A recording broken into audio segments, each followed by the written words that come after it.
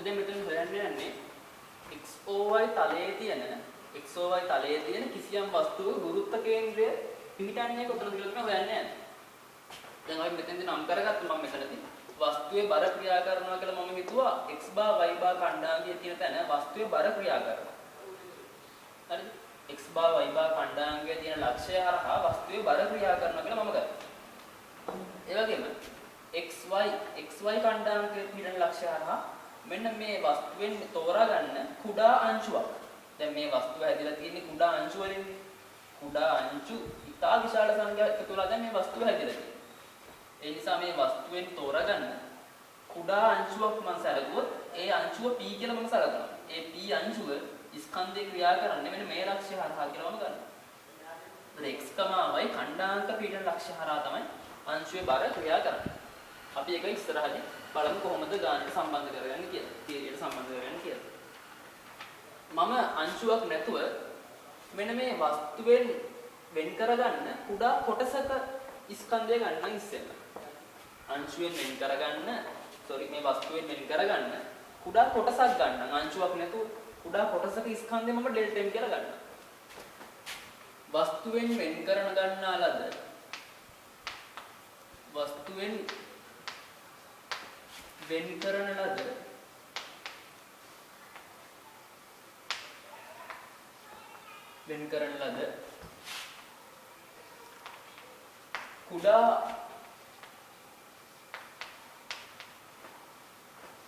කුඩා කොටසක ස්කන්ධය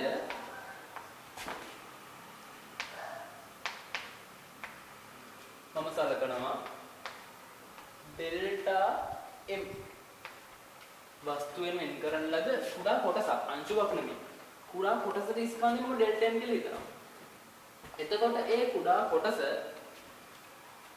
කොටසේ ඩෙල්ටා m ගේ අගය ඉතා කුඩා වෙනකොට, ඒ කියන්නේ කුඩා කොටස ගන්න ලද ස්කන්ධයේ අගය ඉතා කුඩා වෙනකොට, ඒ කියන්නේ බිඳුවට ඉතා ආසන්න වෙනකොට එතකොටනේ අංශුවක් වෙන්නේ. එහෙනම් අපි මෙතනින් බලමු අංශුක ස්කන්ධය කොහොමද මෙතනින් අර්ථ දක්වන්නේ කියන්නේ. අංශුවක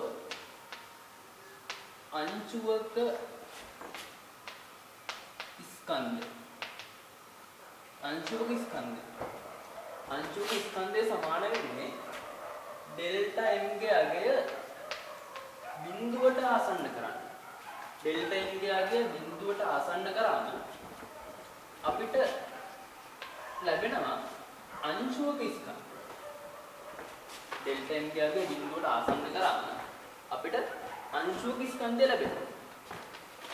අපි ඊළඟට හොයමු මෙතනින්ම හොයාගන්න පුළුවන් නම් අංශුවේ බර. අපි බලමු මේක කොහොමද එන්නේ කියලා. අංශුවක බර සමාන වෙන්නේ ඩෙල්ටා m g ට. ඩෙල්ටා m ගේ සීමාව බිඳුවට ඩෙල්ටා m g තමයි අංශුවේ බර වෙන්නේ. පැහැදිලිද? අංශුවේ බර වෙන්නේ ඩෙල්ටා m ගේ සීමාව බිඳුවට ඩෙල්ටා m g. මොකද ඉතා කුඩායි මේ ඩෙල්ටා m බිඳුවට ආසන්න කරනකොට මොකද වෙන්නේ? ඩෙල්ටා m ගේ අගය බිඳුවට ආසන්න කරද්දී අර කුඩා කොටස අංශුවක් වෙනවා කියන එක තමයි මෙතනට වෙන්නන්නේ. ඒතකොට ඩෙල්ටා m g කියලා කියන්නේ අපි මේ වෙන් කරන ලද ඉතා කුඩා කොටසක ස්කන්ධය. අපි බලමු ඊළඟට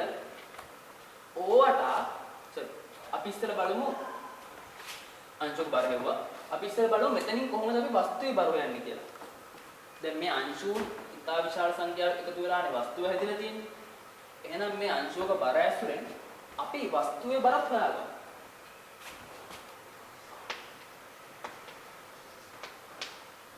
වස්තුවේ බර සමාන වෙනවා අංශුවේ බර වගේ කියන අංශු කීපයක බර. අංශු අතිවිශාල සංඛ්‍යාවක බර තමයි සමාන වෙන්නේ වස්තුවේ බර. ඒ නිසා අපි දැනගන්න ඕනේ මේක ඉතා විශාල සංඛ්‍යාවක් වෙනවා එකතු කරොත්. ඒ කියන්නේ delta m g, delta m ගේ සීමා බිඳුවට ඩෙල්ටා m g, දැන් ඩෙල්ටා m ගේ සීමා බිඳුවට ඩෙල්ටා m g ඔය වගේ එන ස්කන්ධ රාශියක් නේද වස්තුවේ බරට සමාන වෙන්නේ.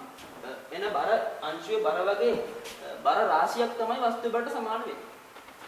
එහෙනම් පුළුවන් අපිට මෙතනදී සිග්මා අංකණය ගන්න. සිග්මා අංකණය යදුවනම් අපිට කෙලින්ම මෙතනදී ලැබෙනවා වස්තුවේ බර. හරිද? ඊළඟට බලමු වස්තුවේ බරින් ඕවට ගූර්ණය ගන්න.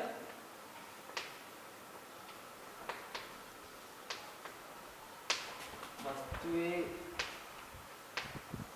බරින් ඕවට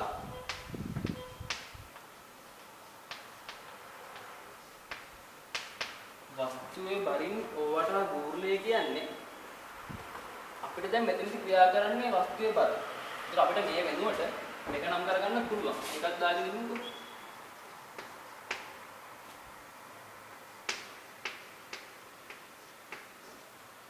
ඒක වස්තුවේ බරින් ඕවට ගූර්ණය කියලා කියන්නේ මෙන්න මේ යෙදෙන බර x බා වලින් ගුණ කරාම මේ දෙන්නේ. ඕවට ගූර්ණය වෙන්නේ මෙන්න මේ යෙදෙන බර x බා වලින් ගුණ කරාම හරියන්නේ. මොකද මේ වෙනස x බා. මේ වෙනස x බා.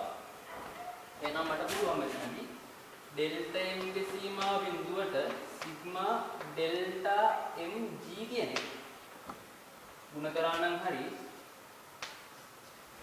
x බා වලින් ගුණ කරන්නේ අයියෝ. පැහැදිලි? ඒකයි. ඊළඟට අපිට වැදගත් වෙනවා අංශුවක බර. අංශුවක බර මේ තියෙන්නේ. අංශුවේ බරින් ඕවට ගූර්ණය යන්නේ නැත්තෝ. अंशुओं का बारी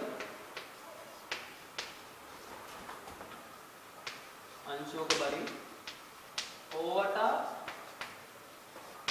गुण तो अंशुओं का बारा කියන්නේ डेल्टा m ගේ සීමා බිඳුවට डेल्टा mg. උතර अंशुओं का बारी ओवटा ගුණය කියන්නේ මෙන්න මේ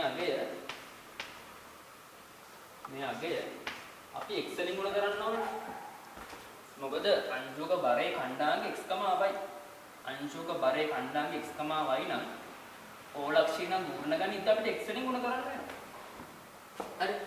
එතකොට මම මෙතන මේ x, y කියලා කියන්නේ अंशुओं का बार. දැන් अंशुවක් තියෙන්නේ මෙතන විතරක් නෙමෙයි. මේ හැමතැනම अंशු තියෙනවා. ඒ නිසා මම මේ x, y කියලා අරන් තියෙන්නේ अंशुවක තියෙන සාධාරණ ආකාරය. හරි. සාධාරණ එක अंशුවක් තමයි අරන් තියෙන්නේ. එතකොට ඒ වගේ අංශුන් අතිවිශාල සංඛ්‍යාවක් හැදෙන තමයි මේ වස්තුව හැදුනේ. හරිද? එතකොට දැන් මෙහෙම දෙයක් තියෙනවා. බලපද්ධති පාඩුවේ අපි ඉගෙන ගත්තා. ඕවට මම වස්තුවේ බරින් ගත්ත ගූර්ණයම සමාන කරන්න පුළුවන්. ඕවට මෙන්න මේ එක අංශු වලින් ගන්න ගූර්ණ වල එකතුවට. නේද? ඕවට වස්තුවේ බරින් ගන්න ගූර්ණයම සමාන කරන්න පුළුවන්. ඕවට අංශු වල බරින් ගන්න ගූර්ණ වල එකතුවට. දැන් මෙතන එක අංශුවක් තියෙනවා. මේ වගේ තැනකින් තවත් අංශුවක් තියෙනවා. මෙතනින් තවත් අංශුවක් තියෙනවා. මේ වගේ තවත් තැනකින් තවත් අංශුවක් තියෙනවා. ඒ වගේ अंशुओं का बरिंग गන්න ගූර්ණ වල එකතුව සමානයි. अंशु වල බර වලින් ගන්න එක බර වලින් ගන්න ගූර්ණ එකතුව සමාන වෙනවා. වස්තුවේ බරින් ගන්න ගූර්ණ එක. අපි ඒක සමාන කරන්න කලින් अंशु එක් अंशुව මගින් अंशुන් මගින් එක් अंशुන් මගින් අපි බලමු එක් अंशुන් මගින් සෑදෙන ගූර්ණයන්ගේ එකතුව.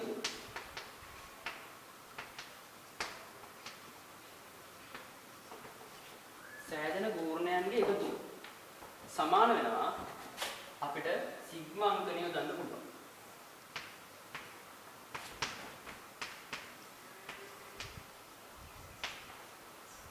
නේද? ඒක x වෙනුවට විවිධා කියන්නේ නැද්ද? නේද? දැන් මෙතන අපි මේක ඕන තා ප්‍රසාරණය කරලා ලියන්න පුළුවන්. අපි ඒක ප්‍රසාරණය කරලා ලියුවා. මම මේක පැත්තකින් ලියන්න. මේක වෙන්නේ කොහොමද කියන්නේ? ඒකට ඩෙල්ටා mg x1. දැන් මේ අංකණයම තමයි මම ලියන්නේ. සිග්මා ඩෙල්ටා mg x කියන එකම තමයි මම ලියන්නේ. නේද? මෙතන PTA මේකේ x1 අංශුවක් තියෙනවා. x1 PTA මේකේ තියෙන අංශුව. ඒ වගේම ඩෙල්ටා mg x2 x2 කියලා තව කණ්ඩායමක් තියෙනවා. මෙතනින් එන අංශුවේ ස්කන්ධය තමයි මෙතන. බර තමයි මෙතන තියෙන්නේ. තව ඩෙල්ටා mg x3. ඔන්න ඔය වගේ. දැන් x3 තියෙන කණ්ඩායමකින් තියෙන බර තමයි මෙතන නිරූපණය කරන්නේ. අංශුවේ බර. අන්න ඒ වගේ අපිට මෙතන එනවා විශාල සංඛ්‍යාවක්. ඒ සංඛ්‍යාව මෙච්චරයි කියලා අපිට කියන්න බෑ. අති විශාල සංඛ්‍යාවක් වෙනවා. අන්න ඒකේ එකතුව තමයි අපි අතර මෙතන නිරූපණය කරන්නේ. ඒ නිසා තමයි මේක තමයි මම මෙතන ඩෙල්ටා mg x කියලා දැම්මේ. ඒක තේරුම් ගන්න ඕන කොහොමද මේක ආවේ කියන එක. දැන් අපි දන්නවා ඒක හරි. එතකොට අපිට පුළුවන් අංශුවේ බරින් ඕවට ඇති කරන ගූර්ණය සමාන කරන්න එක් අංශුමකින් එක් අංශුමකින් දැන් මෙතනත් අංශුවක් මෙතනත් අංශුවක් මෙතනත් අංශුවක් ඔක ඉවරයක් නැහැ.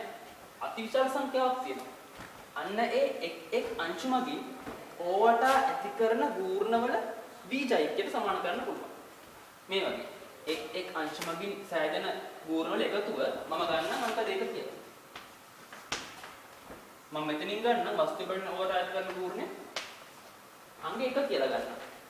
ඒතර අපිට පුළුවන් නේද මේකයි මේකයි සමාන කරන්න. නේද? මේකයි මේකයි සමාන කරන්න පුළුවන්.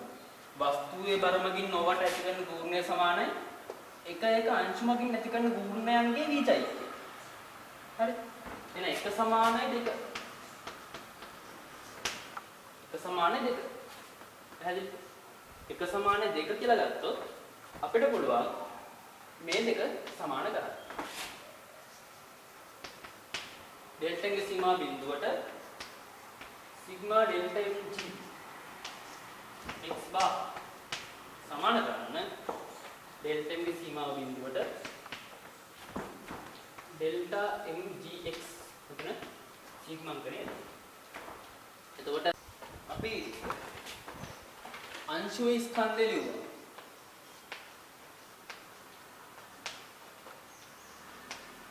අංශුවේ ස්කන්ධය සමානයි ඩෙල්ටා m බිඳුවට ඩෙල්ටා m.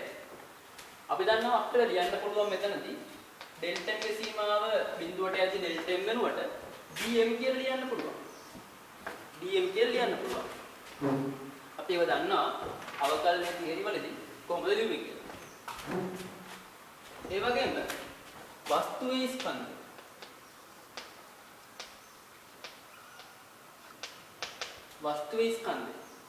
වස්තුවේ ස්කන්ධය කියලා කියන්නේ අංශුවේ ස්කන්ධය වගේ ඉතා විශාල සංඛ්‍යාවක් නේ. අංශුවේ ස්කන්ධය වගේ ඉතා විශාල සංඛ්‍යාවක්. එහෙනම් ඩෙල්ටා m ගේ සීමාව බිඳුවට සිග්මා ඩෙල්ටා. එතකොට සිග්මා කියන්නේ එකතුවක්, අනුකලනයෙන් කියන්නේ එකතුවක්. අංශුන්ගේ එකතුවක් තමයි අපි අනුකලනයෙන් දක්වන්නේ. ඒ නිසා මෙතනදී මේ වෙනකොට අපිට ලියන්න පුළුවන් අනුකල dm කියලා. හරි. අපි දන්නවා අනුකලනයේදී අපි පෙන්නන්නේ අංශුන්ගේ එකතුවක්. හරි. අංශු මාත්‍රයේ කොටස් වල එකතුවන්නේ. ඒතර ඒ ආකාරයෙන්ම අපිට පුළුවන් අංශුන්ගේ එකතුවක් වෙනුවට අනුකලනයේ ලකුණ යොදන්න. හරි. අපිට ඊට පස්සේ මේක තමයි ගාන ඉස්සරහට වැදගත් එක. හරි. නැවත මම මේක භාවිත කරන්න ඩෙල්ටා m සීමා බිඳුවට sigma delta mg x bar සමානයි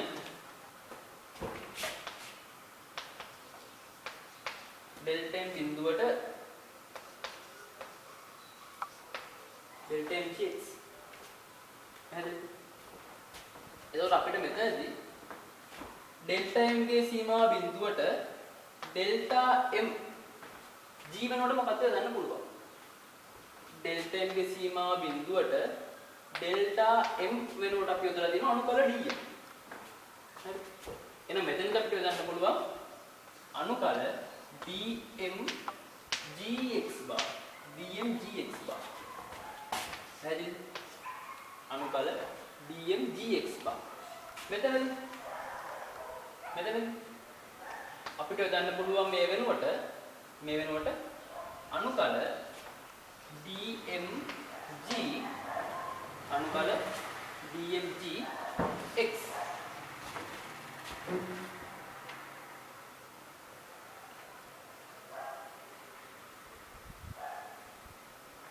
අපි දැන් මෙතනදී g ට g අයින් කරලා දාන්න. මොකද g කියන්නේ නියතයන් නිසා අනුකලනයේ පිටට අරන් කැපුවොත් එකයි මෙතනින්ම කපලා දාන්න පුළුවන්. ඊළඟට බලමු අනුකල dm x bar සමාන කරන්න පුළුවන් අනුකල xdm. xdm ට සමාන කරන්න පුළුවන්. එහෙනම් x bar කියලා කියන්නේ අනුකල xdm බෙදීම අනුකල dm. අපි දන්නවා ඒතකොට dm කියලා කියන්නේ මොකද්ද? අංශු ස්කන්ධය අනුකල dm කියලා කියන්නේ වස්තු ස්කන්ධය. එතකොට මේ ලැබිලා තියෙන්නේ අපි තෝරගන්න ලද වස්තුවේ ගුරුත්ව කේන්ද්‍රයේ x කණ්ඩාංගය තමයි මේ ලැබිලා තියෙන්නේ. ගන්න නම් මම මේ වගේ උපකල්පනයක් කරනවා. මම හිතනවා දැන් අපි පහළට බල ලකුණු කරේ ගුරුත්ව ත්වරණයේ තියෙන පහළට කියලා හිතගෙන තමයි මෙහෙම ලකුණු කරේ. මම හිතනවා ගුරුත්ව ත්වරණයේ තියෙන මේ දිශාවට කියලා. මේ දිශාව. ගුරුත්ව ත්වරණයේ තියෙන මේ දිශාව. එහෙනම් අපි බලය ලකුණු කරන්න ඕනේ. මෙන්න මේ විදිහට. මේ තියෙන උඩ වස්තුවේ බර. මේ තියෙන p අංශුවේ බර. අංශුවේ බර. මේ තියෙන වස්තුවේ බර, මේ තියෙන අංශුවේ බර. දැන් අපිට කලින් වගේම කුඩා කොටසක ස්කන්ධය, ඒ වගේම අංශු මාත්‍ර කොටසක ස්කන්ධය, ඒ පියවර එහෙමම ලියලා අපිට පුළුවන් නැවතත් ඕවට ගුණක් අරගෙන ගුරුත්ව කේන්ද්‍රයේ y කණ්ඩායමක් සොයන්න. එතකොට මේ පියවර ඒ විදිහට ගත්තොත් අපිට ලැබෙනවා y බා සමානයි අනුකල ydm අනුකල d. ඒක මම සාධනය කරන්න යන්නේ නැහැ කලින් වගේම. මොකද ඒ පියවරම තමයි ඒ විදිහට ලැබෙනවා අංශක අණුවකින් එහෙම නැත්නම් ඍජු කෝණීව අපි බල ටික භ්‍රමණය කරලා අපිට නැවතත් y කණ්ඩායමක් ගන්න පුළුවන්. ඒක තමයි මෙතන ඉගෙන ගන්න තියෙන්නේ. ඒ නිසා දැන් මෙතනින් අපිට තේරෙනවා ඕනම වස්තුව ගුරුත්ව කේන්ද්‍රයේ xy තලයේ අපි අඳින ලද වස්තුව ගුරුත්ව කේන්ද්‍රයේ ඛණ්ඩාංක x බා y බා කියලා අපි ගන්නව නම් ඒව සමාන වෙනවා අනුකල x dm අනුකල x dm අනුකල dm අනුකල y dm